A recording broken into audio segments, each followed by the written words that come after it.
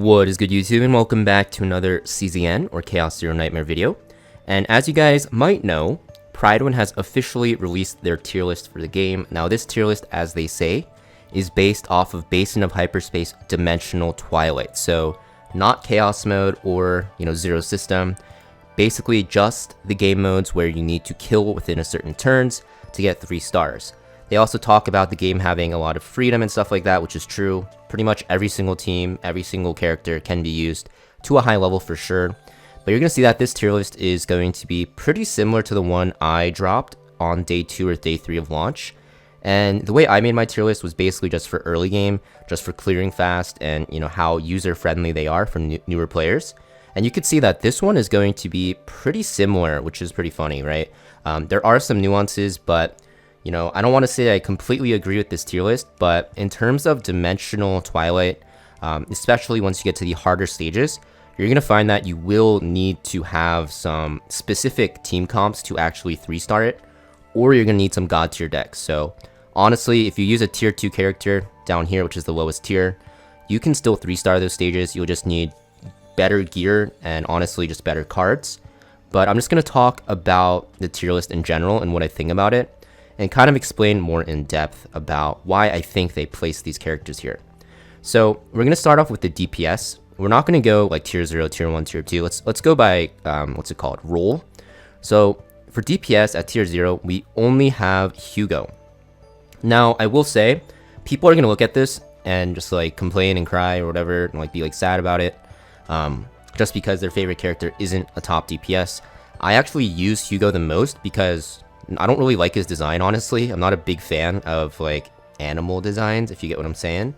I'm much into the waifu culture design playstyle, right?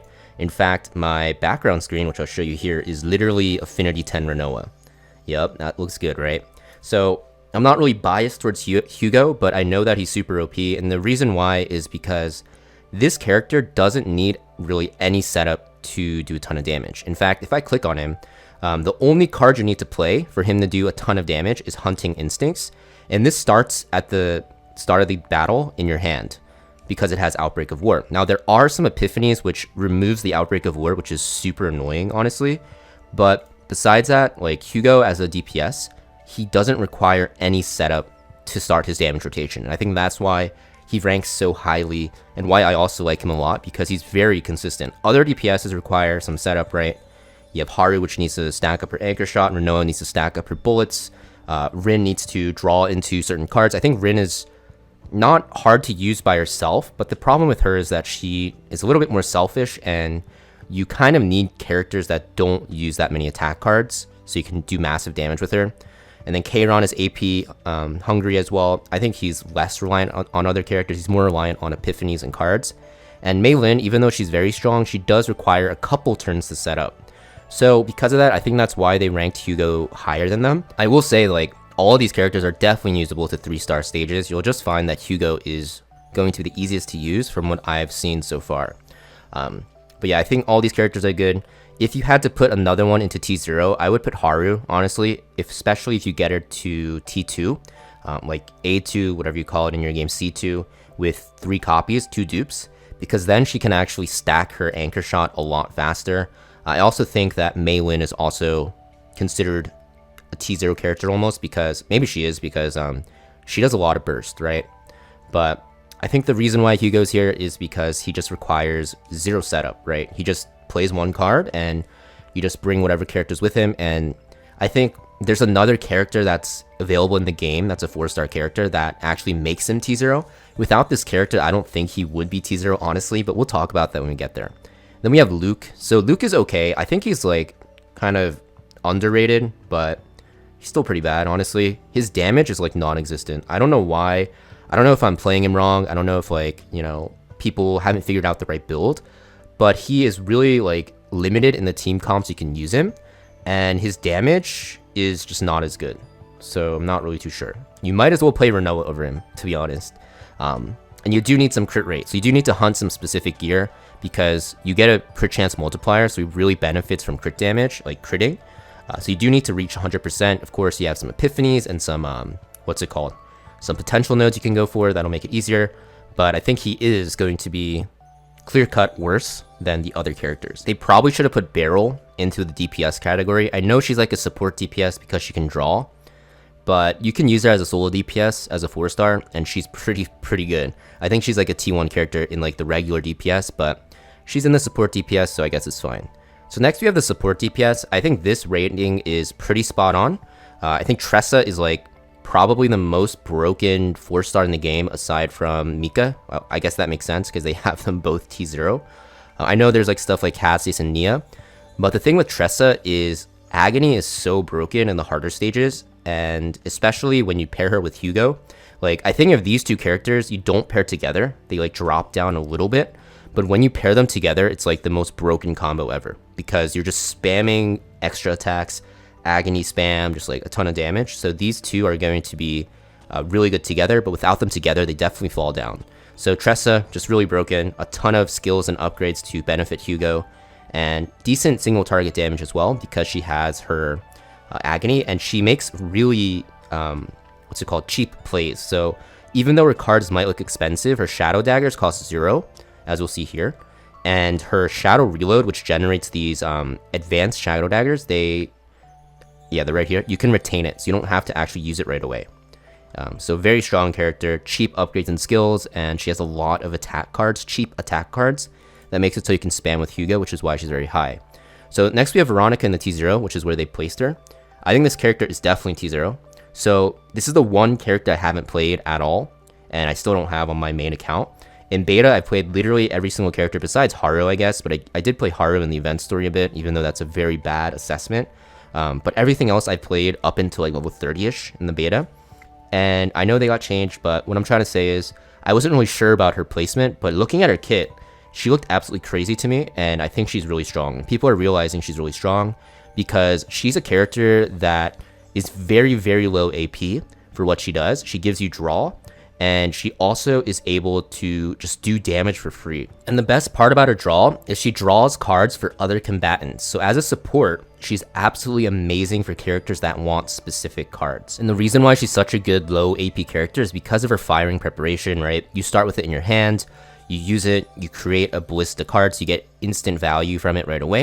And then at the start of every turn, you're creating extra ballista cards. And these are kind of random for the most part in the base form, but super strong. These do a ton of damage. So yeah, very good support DPS. I think she is one of the best characters in the game if you could slot her in because she's so flexible and she fits in so many comps.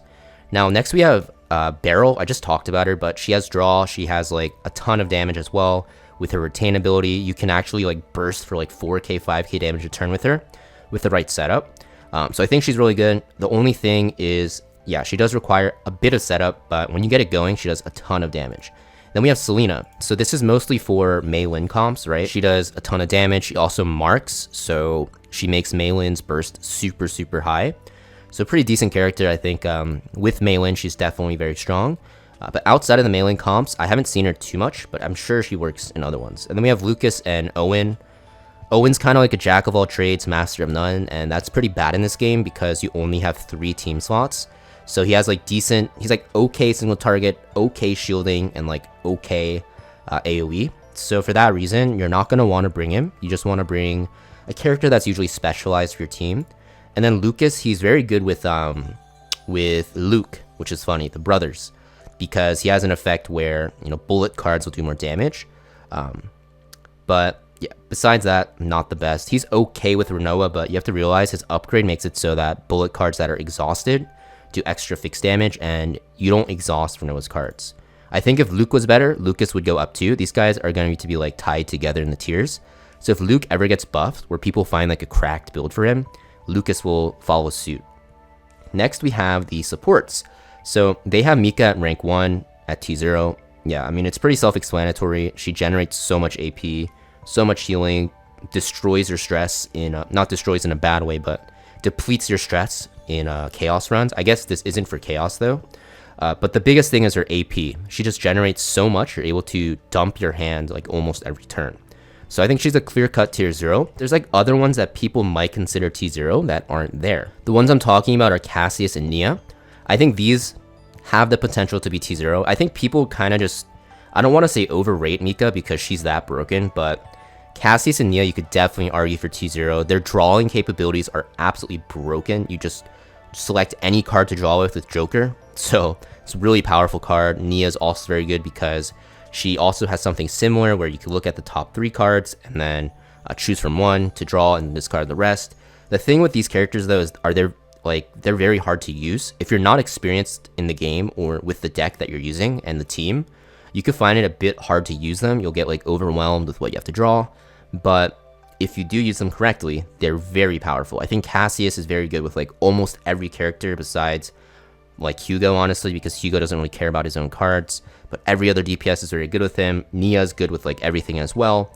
And Rey is like one of the best supports for 1-cost card spammers because she has this Resonating Darkness, which will make cards with 1 cost do extra damage. So I think, you know, these 3, they can all be very good, but you're going to play them in a little bit more of specific team comps. So I think that's why they placed them in tier 1. Whereas Mika, you can slot into every single team comp, and she's either the best choice or very close to the best choice for like every team. So extremely good, and there's some team comps that can't function without Mika right now. So yeah, that's like a big problem with the game with AP, but game did just launch. I'm sure they'll add more AP characters, but yeah, she's invaluable. Now next we have Orlia. I don't think she's actually tier 2. So I actually had her tier 2 for early game, but I will say once you hit the late game, she definitely gets better. So the reason why she's bad early game is because 1, she requires some pretty specific cards, and 2, you can only use her in very specific team comps. But the power of her buffs are definitely underrated. And even though people might struggle with her in the early game because she doesn't generate AP and she's less flexible in the team comps, if you actually use her efficiently with like decent epiphanies that you get from Chaos, there are some epiphanies you get that really buff her buffs, funny enough, that makes her very good. So I think because this isn't an early game tier list, right, it's like Basin, so it's kind of like mid to late game, I think she should be bumped up to tier 1. I don't really think any of the pure supports are really bad because you can use a lot of them into multiple team comps, right? So next we have the Shielders. So the Shielders, there's only 4. And I think it's pretty straightforward, right? Kalipe is the best because she does the most AoE damage. She also, even though it says she's AP hungry, she really isn't because her AP hungry skill, Vulture Ejection, you're never really going to use this. You're just going to have to play it with Heaven or Celestial.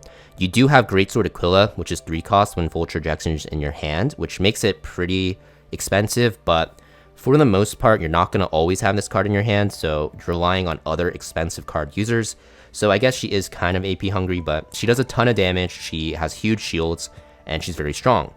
And then below that, we have Magna, Maribel, and Amir in tier 1 and tier 2. If they're basing this off of Basin, I don't think any shielder should be T0. Now, there might maybe some people that actually use Kalipe and stuff like that, specifically Kalipe, but with the shielders, you're mostly going to run them together in a specific shield comp for Chaos.